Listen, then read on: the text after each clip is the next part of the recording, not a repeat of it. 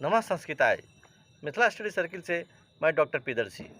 मित्रों, प्रस्तुत है बिहार बोर्ड की जो 10वीं कक्षा का पाठ्य पुस्तक है प्यूसम द्वितीय भाग, उसका तीसरा पाठ और शीर्षक का नाम है अलस कथा। आइए हम लोग अलस कथा का अध्ययन करते हैं। यह चैप्टर बहुत ही महत्वपूर्ण है परीक्षार्थियों के लिए, क्योंकि इस चैप्टर से, इस नाम का जो शीर्षक है हमारी पाठ्य पुस्तक में, इससे बहुत ही अधिक प्रश्न परीक्षाओं में आया करता है।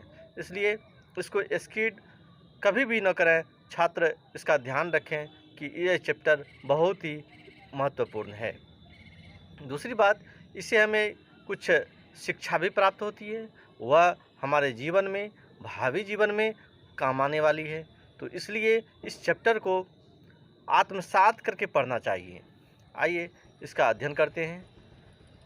आप पेज संख्या 17 निकालिए और देखिए क्या है इस चैप्टर में। तो सबसे ऊपर लिखा हुआ है तृतीय पाठः। तृतीय पाठः, तृतीय पाठः मैंने आपको पहले भी बतलाया, जो इसमें विशेष विशेषण भाव होता है। विशेष विशेषण भाव क्या होता है? तो विशेष और विशेषण दोनों का लिंग एक होता है, विभक्ति एक होती है, मतलब सब कुछ एक साथ होता है, एक जैसा होता है। तो तृतीय पाठः, इसमें पाठा जो है वह संज्ञा है और तृतीय विशेषण है, और विशेषण जिसकी विशेषता बतलाती है वह विशेष कहलाता है। इसलिए पाठा विशेष भी है और तृतीय विशेषण है। तृतीय विशेषण है किसका? तो पाठा का। ठीक है, तो ये आपको ध्यान रखना है। ऐसे मैंने हर एक चैप्टर के साथ जो पाठ आता है उसके साथ मैं बतलाता हूँ, और इसके पहले के वीडियो में मैंने आपको विशेष विशेषण के संबंध में बहुत ही अधिक जानकारी दी है। आप पिछला वीडियो खोलकर देखें और आपको बहुत सारी जानकारी मिल जाएगी, क्योंकि एक प्रश्न तो फिक्स्ड है, यहाँ से पूछेगा ही विशेष विशेषण पर। तो आइए हम देखते हैं अब अलस कथा। इस शीर्षक का नाम है अलस कथा। अलस कथा क्या? नाम से स्पष्ट है, अलस, इसमें आलसियों की कहानी होगी।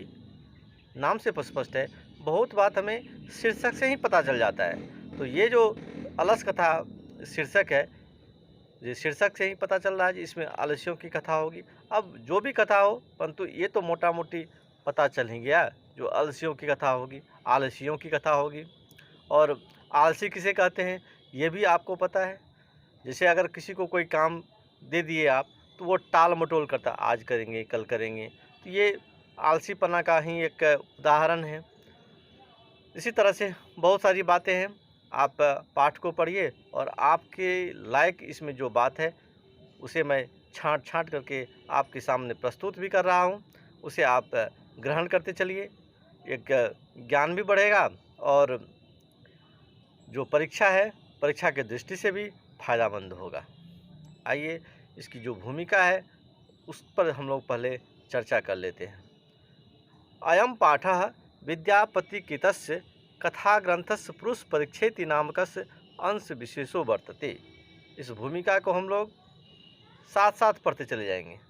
इसका अर्थ, इससे संबंधित प्रश्न जो पूछने की संभावना है, जो पूछा जाता है, सबका हम लोग साथ साथ अध्ययन करते चलेंगे। अयम पाठः, यह पाठ, देखिए पाठ पुल्लिंग है इसलिए अयम का प्रयोग हुआ है। तो अयम पाठः, यह पाठ विद्यापतिकृतस्य, विद्यापति के द्वारा किया गया। अब क्या किया गया है सो आगे देखिए। कथा ग्रंथस्य, कथा ग्रंथ का, पुरुष परीक्षेति नामकस, उस कथा ग्रंथ का क्या नाम है? पुरुष परीक्षा इति नामकस, इस नाम का कथा ग्रंथ है। अंश विशेषो वर्तते, उसका एक अंश है। ठीक है, पुरुष परीक्षा एक ग्रंथ है जो संस्कृत भाषा, सरल संस्कृत भाषा में लिखी गई है विद्यापति के द्वारा। और इसमें, इस कथा में, इस कथा ग्रंथ का जो एक संक्षिप्त या छोटा सा चैप्टर है अलस कथा, वह आपके पाठ्य पुस्तक में रखा गया है। तो संपादित करके रखा गया होगा, ये जाहिर है, क्योंकि पूरा पाठ तो एक साथ रखा नहीं जाएगा, क्योंकि वह ज़्यादा थोड़ा सा लेंदी हो जाता है, बड़ा हो जाता है, बृहत हो जाता है। तो मर्यादा का भी ध्यान रखना पड़ता है। आइए फिर से देखते हैं जब इसमें हम हर एक पद का अर्थ समझ गए तो अब हमको क्या समझना है, उसका उस पंक्ति का अर्थ देखना है। अयम पाठः, यह पाठ विद्यापतिकृत पुरुष परीक्षा नामक कथा ग्रंथ का अंश विशेष है। अंश विशेषो वर्तते, अंश विशेष है, स्पष्ट है। देखिए, पद का अर्थ आप एक साथ लगा लीजिए और उसका हम जब हिंदी करेंगे, हिंदी अनुवाद करेंगे तो थोड़ा सा जो चेंज होता है वो परिवर्तन आपको लाना पड़ेगा, ठीक है। तो उससे क्या होगा, वाक्य सुंदर लगेगा, सुंदर लगेगा वाक्य, और सुंदरता तो ही चाहिए, वाक्य में सुंदरता हो, इससे अच्छी बात क्या हो सकती है। आइए अगली पंक्ति की ओर हम लोग बढ़ते हैं। पुरुष परीक्षा सरल संस्कृत भाषायां कथारूपेण विभिन्नानां मानव गुणानां महत्वं वर्णयति। अब इस जो पंक्ति है इसमें क्या बतलाया गया है ये देखिए। पुरुष परीक्षा क्या है?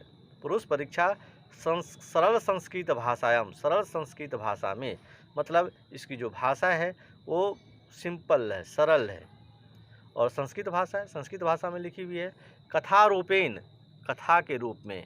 क्योंकि जब कोई भी बात कथा के रूप में कही जाती है तो वो जो अध्येता होते हैं, पढ़ने वाले होते हैं, उसको जल्दी और सहज रूप से समझ लेते हैं। उसमें जो कुछ शिक्षा की बात होती है वह भी सहज रूप से समझ में आ जाता है।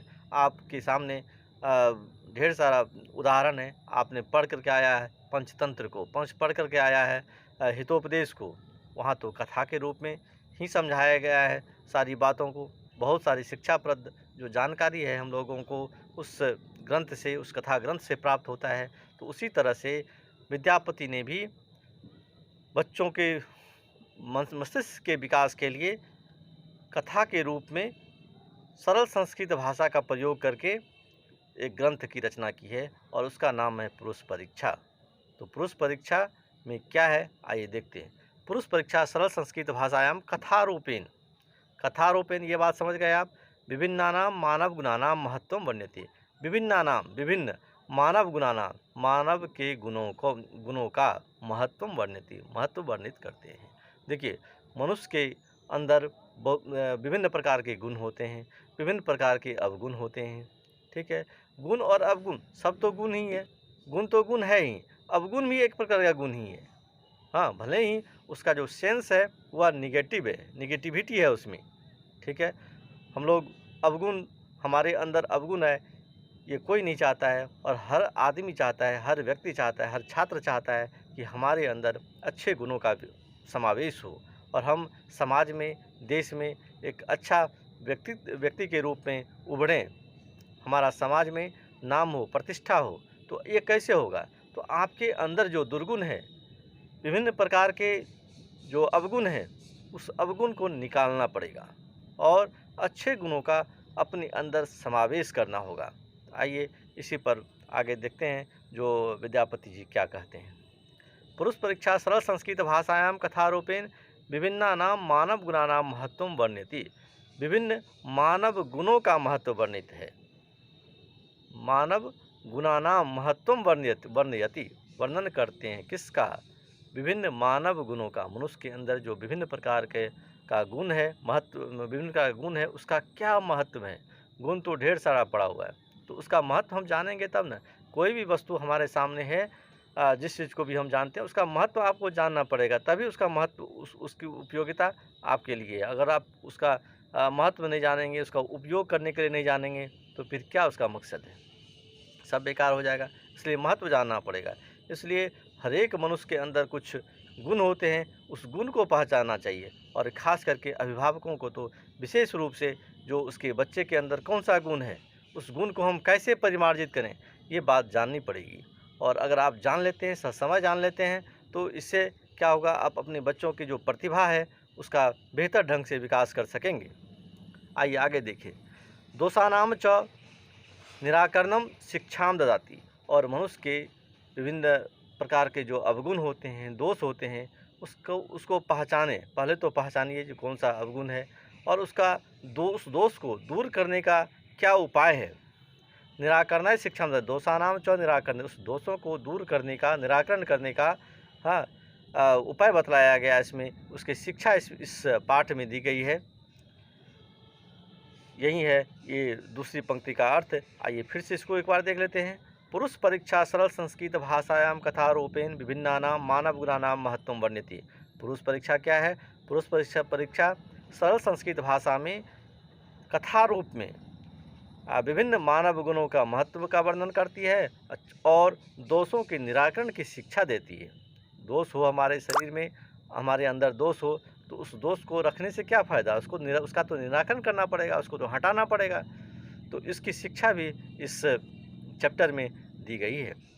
विद्यापति ही लोकप्रिय मैथिली कवि आसीत। विद्यापति क्या है? तो लोकप्रिय मैथिली कवि आसीत थे। आसित है लिखा हुआ, तो आसित का मतलब था। तो विद्यापति लोकप्रिय मैथिली कवि थे। अभी तो है नहीं, परंतु वो स्वशरीर नहीं है, परंतु उनका जो गुण है, उनकी जो समाज में जो उनका देन है, वह अभी भी विद्यमान है। वो अब भी अमर हैं और रहेंगे, अमर हैं, अमर रहेंगे। और आपको पता है मैथिली भाषा में प्राण संचारित करने वाले विद्यापति जी ही हैं। और उस समय के जो विद्वान हुआ करते थे, वह सिर्फ एक ही भाषा नहीं जानते थे, कई भाषाओं में उनकी प्रगाढ़ता होती थी। तो मैथिली भाषा के तो मूर्धन्य थे ही, साथ साथ संस्कृत भाषा के भी ज्ञाता थे। इसलिए तो संस्कृत भाषा में कई ग्रंथों की रचना उन्होंने किया है। विद्यापति लोकप्रिय मैथिली कवि आसीत्, अपि च बहूनां संस्कृत ग्रंथानां निर्माता अपि विद्यापति रासीत् इति तस्य विशिष्टता संस्कृत विषये अपि प्रभुता अस्ति। देखिए इसका अर्थ आइए समझते हैं। अपि च और भी, क्या और भी? देखिए एक बात तो बोल दिए हैं, जो लोकप्रिय मैथिली कवि थे, और भी कुछ थे। तो आइए उसी का इस पंक्ति में निराकरण किया जा रहा है, बतलाया जा रहा है। बहुनाम संस्कृत ग्रंथानाम निर्माता भी, बहुत से संस्कृत ग्रंथों का निर्माता भी विद्यापति रासीत, विद्यापति जोड़ आसीत, विद्यापति जोड़ आसीत, इसका विच्छेद करेंगे तो विद्यापति जोड़ आसीत। इसमें कौन सा संधि है? तो विसर्ग संधि है। विद्यापति थे, क्या थे? विभिन्न ग्रंथों के निर्माता भी थे। इति तस्य विशिष्टता संस्कृत विषये अपि प्रभुता अस्ति, उनकी यह विशेषता है। क्या विशेषता है? जो संस्कृत विषये प्रभुता अस्ति, संस्कृत विषयों में बहुत है उनकी प्रभुता, उनकी सिद्धहस्तता संस्कृत भाषा में बहुत ही अधिक है। इसलिए तो आप देख रहे हैं जो मैथिली कवि हैं, मैथिली भाषा में लिखते हैं, और मैथिली भाषा के साथ साथ संस्कृत भाषा के कई ग्रंथों की रचना उन्होंने की है। पुरुष परीक्षा भी उनमें से एक है। इति तस्य विशिष्टता संस्कृत विषये प्रभुता अस्ति। आगे प्रस्तुते पाठे, ये जो प्रस्तुत पाठ है अलस कथा, प्रस्तुते पाठे आलस्य नामकस्य दोषस्य निरूपणे व्यंग्यात्मिका कथा प्रस्तुता विद्यते। आलस नामक दोष का, देखिए हर एक व्यक्ति के अंदर आलस नामक दोष होता है। उस दोष को जो ससमय दूर कर लिया, वो महान से महान हो जाता है, और जिसने उस दोष को नहीं पहचाना, उसको दूर नहीं किया, उसकी तो स्थिति फिर दिन ब दिन बदतर होती चली जाती है।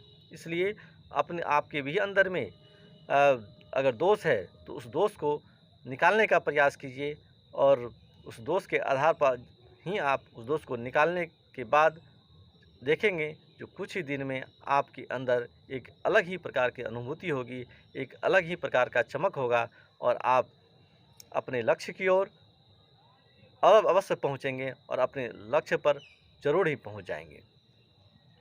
प्रस्तुते पाठे आलस्य नामक दोषस्य निरूपणे, इसमें जो आलस नामक दोष है उसका कैसे निरूपण किया गया है, उसका व्यंग्यात्मक रूप से निरूपण किया गया है। ठीक है, कथा प्रस्तुता, व्यंग्यात्मिका कथा प्रस्तुता, व्यंग्यात्मक कथा प्रस्तुत है। ठीक है, आलस नामक दोष का व्यंग्यात्मक कथा इस पाठ में प्रस्तुत है। ठीक है, और व्यंग के आधार पर आप बहुत बात समझ जाएंगे। ठीक है, नीतिकारः आलस्यम रिपुरूपम मन्यते, और जो नीतिकार होते हैं, नीतिकार जिसको हम नीतिकार कहते हैं, नीति करने वाले को नीतिकार कहते हैं, और ये आलस्य को आलस्यम रिपु रूपम मनते, रिपु के रूप में माना गया। रिपु कहते हैं शत्रु को। ठीक है, तो ये था मित्रों आपका अलस कथा की भूमिका। और आइए इस भूमिकात्मक पाठ भाग से जो प्रश्न बन सकता है उस पर थोड़ा हम लोग चर्चा कर लेते हैं। इस पैराग्राफ को, इस अनुच्छेद को जब आप पढ़ेंगे तो उसमें जो कुछ मुख्य मुख्य बिंदु है उस पर आइए हम थोड़ा चर्चा करते हैं। पुरुष परिच्छेति नामकस, इसका जब संधि विच्छेद करेंगे तो पुरुष परीक्षा जोड़ इति नामकस होगा। और निर्माता अपि, निर्माता जोड़ अपि स्वर संधि है, आपको बताने की आवश्यकता नहीं, स्वर के साथ स्वर वर्ण का जब मेल होता है तो स्वर संधि होता है। विद्यापति राशित, विद्यापति ही जोड़ आशित, देखिए विसर्ग के साथ स्वर वर्ण का मेल हुआ है तो इसमें विसर्ग संधि होगी। मैथिली कवि, मैथिली कवि, मैथिली भाषाया कवि, मैथिली भाषाया कवि, इसमें षष्ठी तत्पुरुष समास है। आइए कुछ प्रश्नोत्तर पर भी चर्चा कर लेते हैं। अलस कथा शीर्षक पाठ कहाँ से संकलित है? आपको आपके स्क्रीन पर ये सारी बातें दिखलाई भी देगी, आप इसे देखें और वीडियो को पॉज कर करके आप इसको नोट भी कर लें। अपनी जो नोट बुक है आपका वह भी आपका कंप्लीट होता चला जाएगा।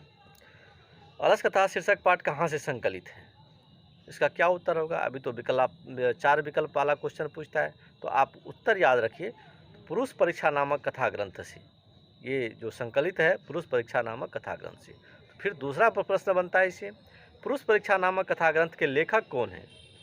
तो विद्यापति हैं, इसका उत्तर विद्यापति होगा। विद्यापति कौन थे?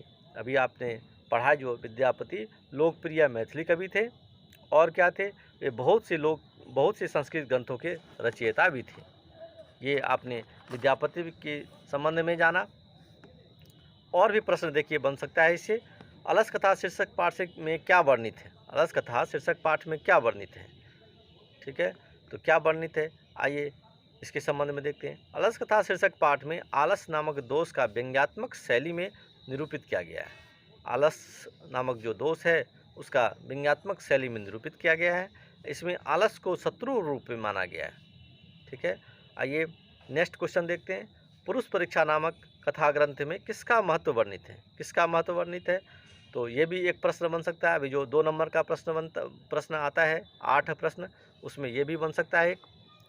पुरुष परीक्षा नामक कथा ग्रंथ में विभिन्न मानव गुणों के महत्व का वर्णन और दोषों के निराकरण की शिक्षा दी गई है। मित्रों, अलस कथा शीर्षक पाठ का भूमिकात्मक पाठ और उससे बनने वाले प्रश्न फिर हम अगले वीडियो में इसका जो शेष अंश है, कथा वाला पार्ट है, उसका अध्ययन करेंगे। तब तक के लिए धन्यवाद। नमः संस्कृत।